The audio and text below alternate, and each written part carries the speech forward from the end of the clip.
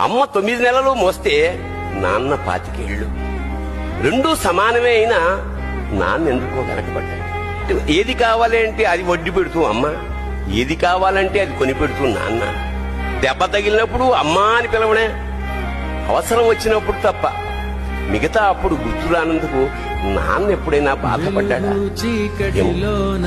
ఇద్దరూ సమానమే అయినా పిల్లల ప్రేమను పొందడంలో తరతరాలుగా నాన్నెందుకో వెనకబడ్డాడు.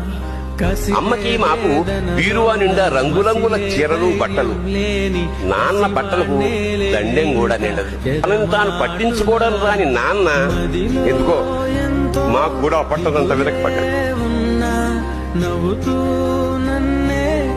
అమ్మకి అన్నో కొన్నో బంగారు నగలు, నాన్నకి బంగారం అంచున్న పట్టు పంచి ఒకటి.